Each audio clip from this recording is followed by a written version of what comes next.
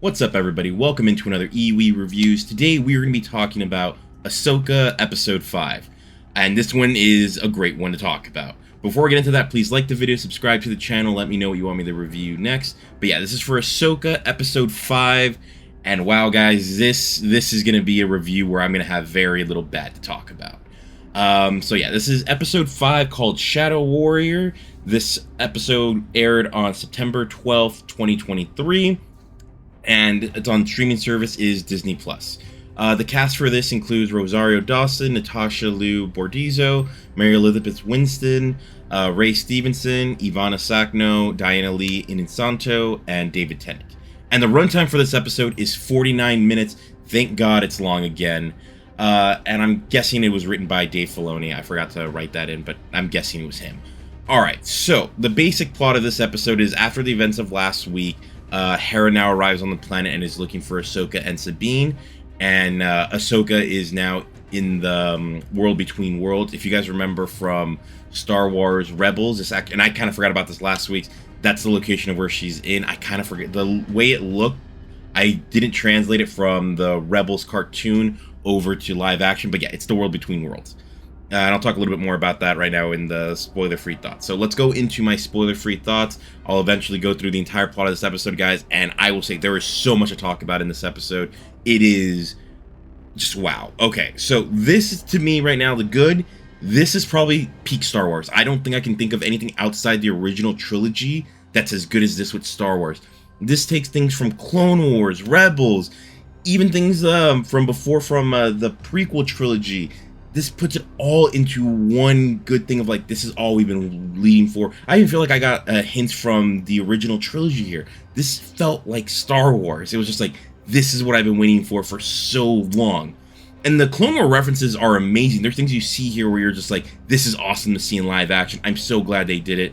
As you saw in the previous episode, Hayden Christensen's here, so we see him do a lot. And I would say this is probably his best performance as Anakin Skywalker that I can think of. This is like, oh, I understand now why they always said like, oh, Anakin Skywalker. Because for me, Anakin Skywalker from the three prequel movies, I'm like, that never felt like Anakin Skywalker to me. At least the way that they always explained him. And then when we saw Clone Wars, I was like, oh, this is the character you guys always envision him creating. And now we got Hayden Christensen to actually play that character. And I was just like, yes, you guys nailed it. I'm so happy. But yeah, so World Between Worlds, I kind of forgot why I didn't realize.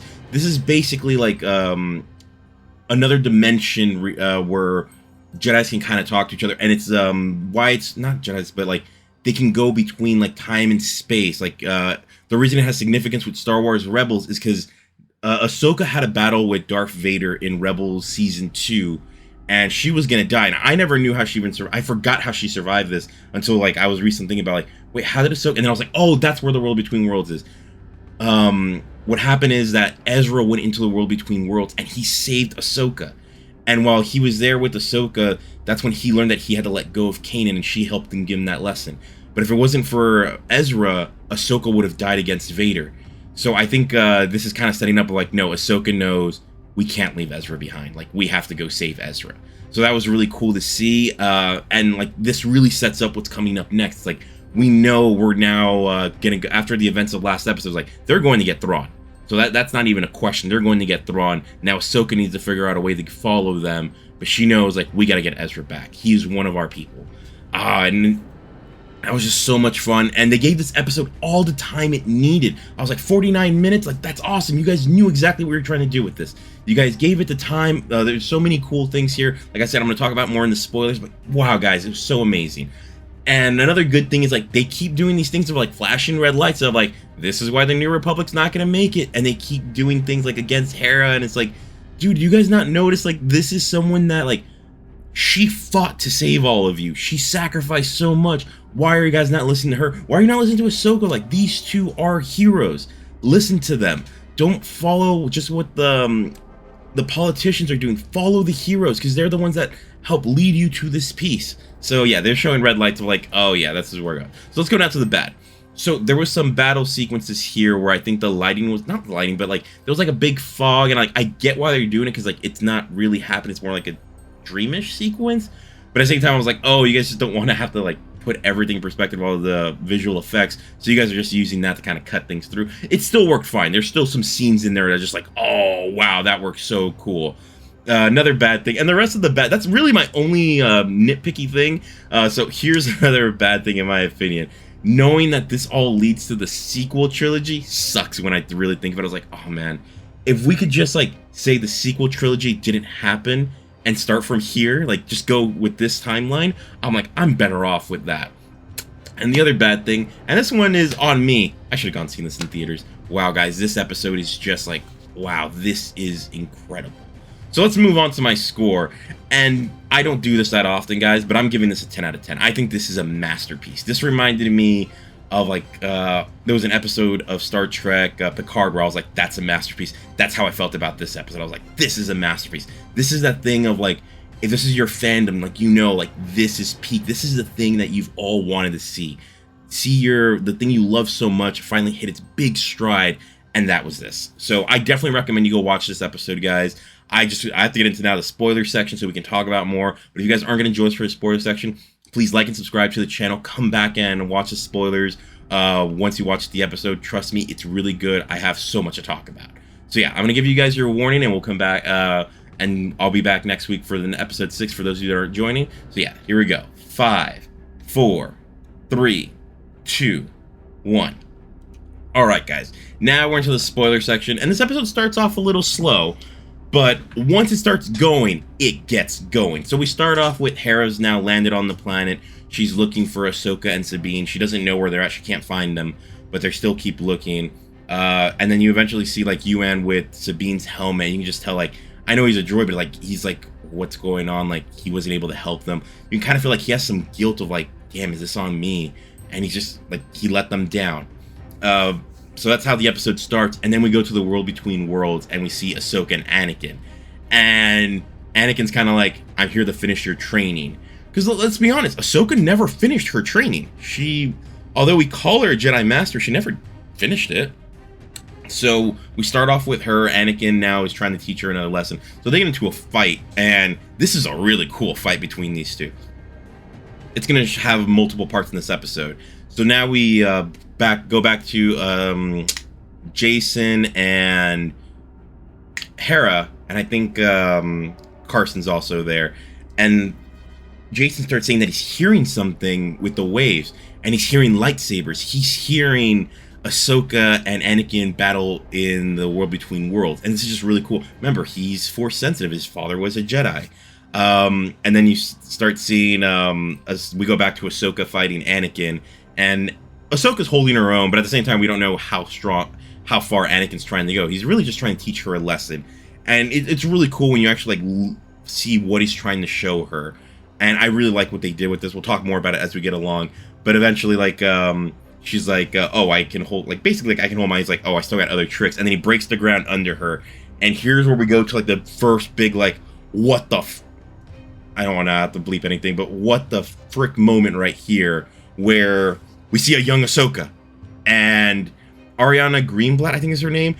She was the young Gamora, and she was also in 65 Million and Barbie this year. And it's just like, this girl's going places. She's now Ahsoka as well, like really cool for her. So she's playing a young Ahsoka, and this is Ahsoka from Clone Wars. It's like we're seeing live action Clone Wars.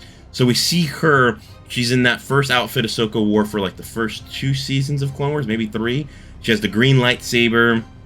And then we see Anakin show up as well, and he's in his Clone Wars outfit as well. So seeing Hayden Christensen in that outfit, I was geeking out. I was like, yes, we finally got to see this, and I was just so happy. So we see them now going into battle, and then you can kind of tell, like, Ahsoka doesn't, she's having questions about, like, why are we soldiers? Why are we battling? And Anakin's kind of telling her, like, well, when I first started training, we were keepers of the peace, but if you want to survive, I need to make you a soldier as well. And it's really cool because you kind of tell that Ahsoka's kind of given up on a lot of this stuff as we've gone along. Like, she doesn't really see herself as a soldier. She has issues even seeing, like, her own Jedi path. She's in a weird state where, like, even when she was fighting Lord Balin, she was having issues. So I was like, okay.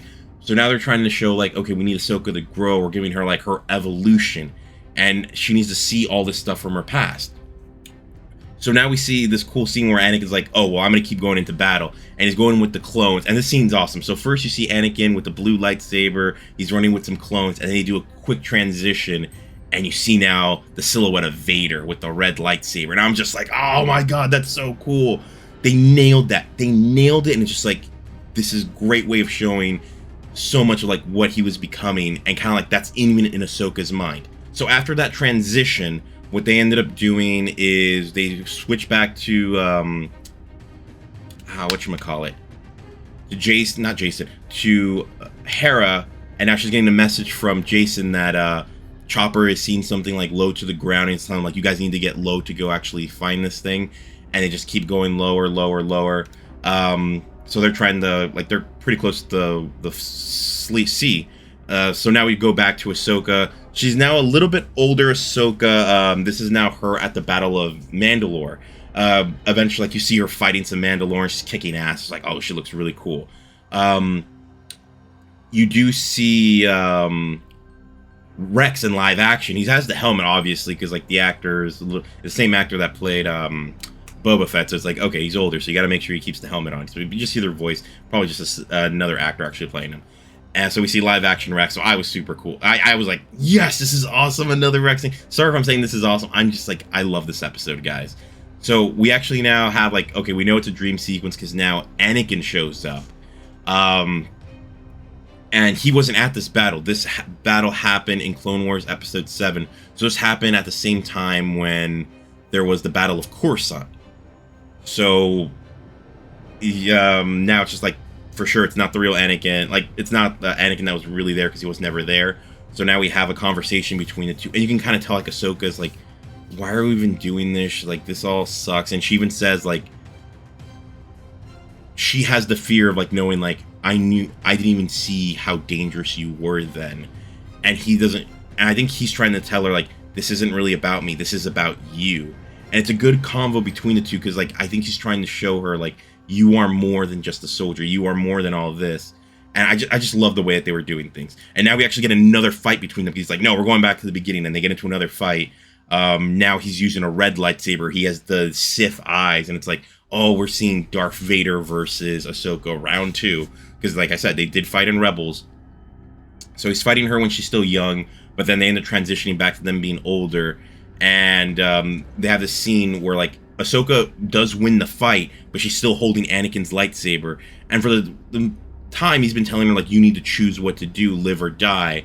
And she was just like, I don't want to fight. But, like, that wasn't one of your options. And eventually, she is able to beat him. And there's this cool scene where she's trying to get his red lightsaber closer. And you kind of see her eyes get, like, the Sith eyes for a second. But then she pulls back and she's like, I choose to live, but she won't kill him. And I was just like, this was a good way of showing, like, she's not succumbing to the dark side the same way Anakin did. She is more than her master. So you can tell Anakin, like, he eventually, his eyes just turn back to normal. He's just like, he's proud of what she's done. And this is when he goes away and she leaves the world between worlds and she's underwater. They eventually do rescue her, not rebels. I don't even know what they call them. Just the New Republic soldiers. They end up saving her. And eventually she wakes up back on her ship. She has a conversation with Huan. He tells her that Jason was the one that was able to, like, kind of feel that she was there. So then Ahsoka leaves the ship and she thanks Jason and all that. She ends up having a conversation with Hera. And she then uses, see if Sabine left, like, a fingerprint. Basically, like, you know how Jedis can sense things? So she noticed that Sabine did leave a fingerprint. She was able to tell what had happened with Sabine. So that's pretty cool. But then we get a message from Carson. Carson's just outside saying, like, hey, the fleet's coming, and they're not happy, so we got to figure out what we're going to do. And then Ahsoka then, like, as Hera and Carson are figuring out their stuff, Ahsoka stays there. She starts noticing the Purgles are still overhead. And I think in her mind, she's just like, well, how did Thrawn and Ezra even get over there? It was the Purgles that sent them over there.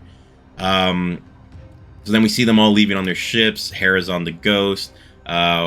Ahsoka's on hers, and they're going in different they're going towards the Purgles, and you can kind of tell Ahsoka's plan is going to be, what if the Purgles give us a ride? And we actually see Ahsoka in a new outfit. She's in this cool new white outfit. Then we see a bunch of Purgles, and then as they get to, like, a really big Purgle, you see Ahsoka now in her full white outfit. And here was my thinking when I saw the full white outfit, because it was different than the one she's been wearing. This is Ahsoka basically going like her Gandalf the Grey to Gandalf the White. This was Ahsoka going from Ahsoka, like to Ahsoka the White. It was the main idea. I kind of felt like she has become a master. This is her moment. We've had other moments where we've seen Ahsoka in different outfits, like, but there was this white one that I remember from Star Wars Rebels when it ended. They haven't shown that one yet, and I'm like, oh, this feels like seeing that outfit. Then we see the fleet eventually show up, and Carson has to stall them, just being like, hey, all this stuff, and he eventually tells them the entire story. They don't show it all, but he's just telling them all the plan of what's going on. He's like, you guys aren't going to believe me, but you know what, screw it, I'm just going to tell you guys. And you can tell, like, then we see Ahsoka goes to the Purgles, and she gets to that big one, and she starts communicating with it. I don't think she fully knows what it's saying or understanding, or it understands it where to go, but she kind of has, like, the Force, and she's like, I kind of have to believe that this is going to work. And that's when I said, like, we get this new version of Ahsoka of, like, I think she's evolved. She's finally become that Jedi she's always meant to be. Because we've even noticed, like, in the episode, the 4th episode, excuse me, where Ahsoka even used the dark side a little when she attacked Hati. So it's just like, Ahsoka hasn't fully gone full Jedi. She's still holding back to some of her anger, some of those other things that corrupted her. And it felt like now that she had that moment with Anakin, she finally let that all go. And I think now we have the true Master Jedi Ahsoka Tano. That's the kind of vibe I'm getting from it. And now we see the Purgle pod. They're still on the planet, but they're starting to head up. And then we get this cool shot of the Purgles now flying through the fleet. The fleet's not doing anything. Ahsoka's ship's actually inside one of the Purgles. This is really cool, where it's like it opens its mouth, and then they fly into its mouth. And then they're going to leave through that. And then we eventually get this cool scene of Hera. She even tells her, like, and this is like, you hear the music, and you just feel this vibe of, like, she even says, like, may the Force be with you. And to me, it's like, this is old trilogy stuff. It's giving me the feels, the way that they're using the music. And then we eventually see the Purgles just jump off, and that's the end of the episode. And I'm just like, yes, this is what I wanted. This just felt so good. This felt like Star Wars.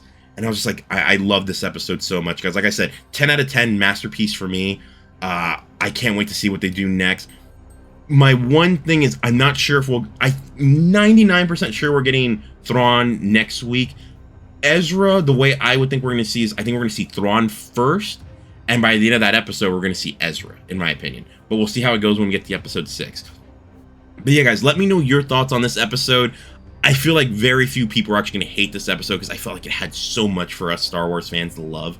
And I just can't wait to see what they do next. Ahsoka so far has been, to me, now the new gold standard for what Star Wars can be. And it's just like, I kind of don't even need them to make movies anymore. I say just go with the show stuff. I kind of wish they would just pretend like the sequel trilogy didn't happen, because to me it did not work. Not because I'm saying like the movies themselves were bad, but they didn't seem really connected. It felt like everyone was being reactionary. No one really planned out, hey, what do we want to do with this trilogy? Which they should have actually done. I know it wasn't done that way for the original trilogy, but it was all George Lucas's vision, while this never felt like it's any one person's vision. Just felt like it kept switching around. So yeah, guys, let me know your thoughts in the comments down below. Please like and subscribe to the video, subscribe to the channel. But yeah, guys, thank you for watching. I'll talk to you soon. Bye.